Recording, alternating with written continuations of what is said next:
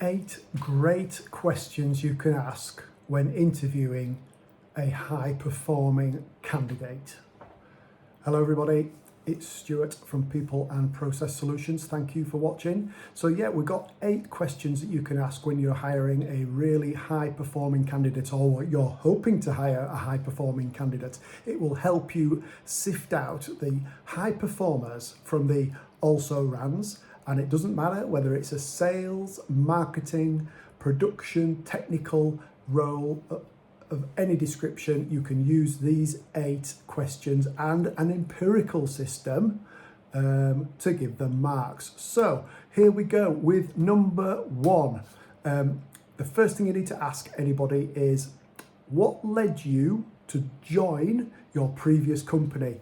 And when they've answered about the previous company, go back to the company before that and potentially the company before that. So what led you to join your previous company? So what you are looking for here is a pattern. You think you're looking for, well, I really wanted to join more money. I wanted more money. I wanted money. I wanted more money. It was a bigger bonus, etc. And if every job's the same and you're not in that world of big bonuses and high money, then you've got to start scratching your head and think, oh, is this the right person for this job? Or it might be that it was to do with travel or some other things. But look for the pattern. When they have answered, and make sure they do fully answer. Don't let them off the hook, because if you let them off the hook, you're basically handing control back to the client, back to the candidate.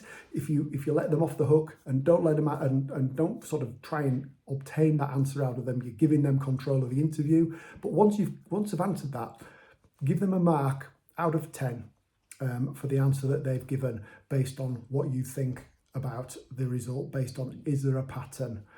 So there we go. That's number 1. Number 2, what led you to leave your previous roles? So number 2, what led you to leave your previous roles?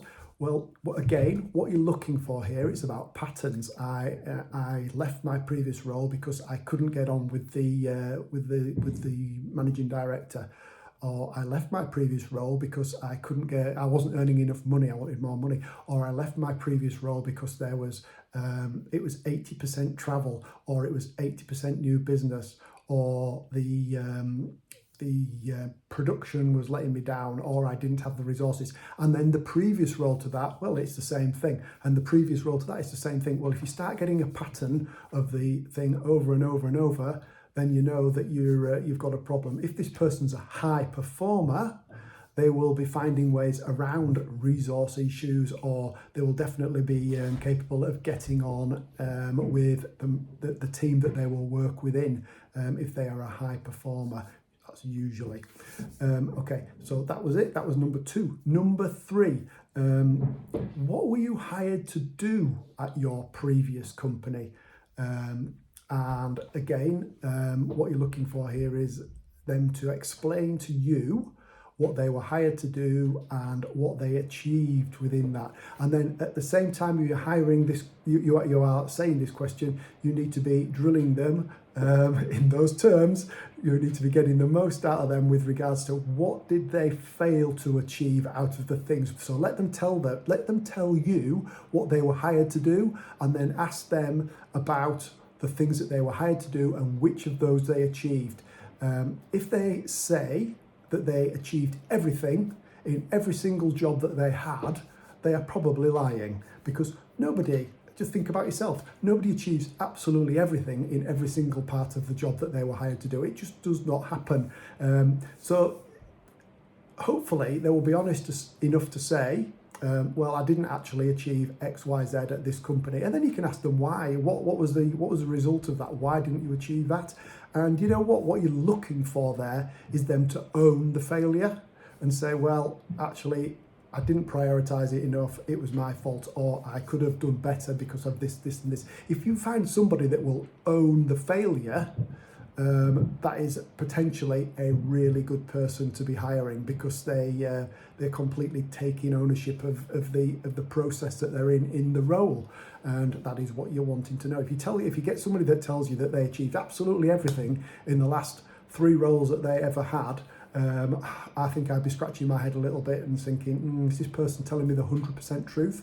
Anyway, get to the end of the answers on that and don't let them off the hook here. You've got to really drill into it, but get to the end of that and then give them a mark out of 10 on that one. So what was that? Number 3. Number 4. What were your achievements in the last job, and then what were the achievements in the job before that? And make sure they give you detailed answers, not just whiffle waffle. If they say, well, I achieved in the world of sales, I achieved a sale for £500,000, or I won a contract for XYZ, then you really need to ask them about how.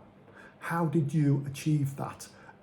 What did you do to achieve that sale or that project or that new capital expenditure? How did you go about it? What was the process you went through in order to achieve that? And really get into the detailed nitty-gritty about that. Don't just let them off the hook and say, come at you with a load of achievements. Really get into the detail of them.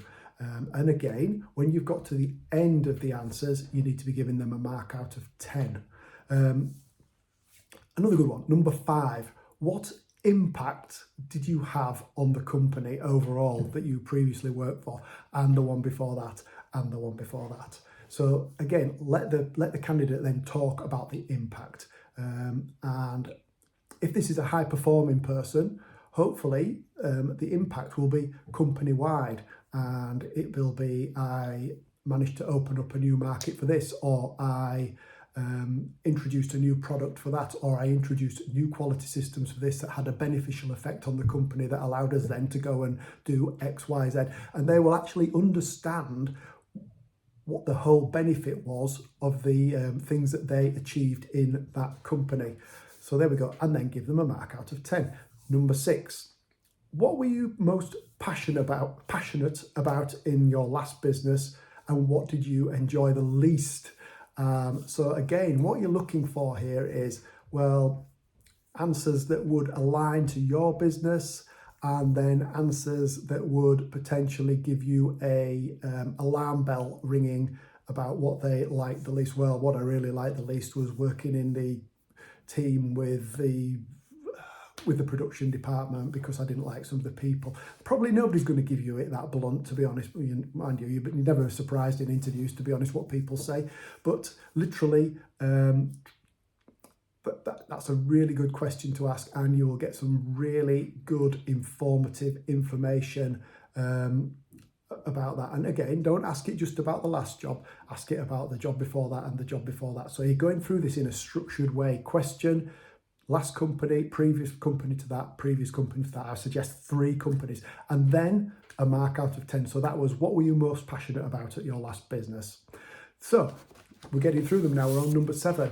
Number 7, what 3 skills are you working on right now to help yourself? So this is a really good thing. What is somebody working on at this present moment in time? Are they just carrying on in the same old way that they always have been? Or if they are a high performer, you can guarantee that if they're a high performer, they'll be working on certain aspects. Well, I'm undertaking some training for this.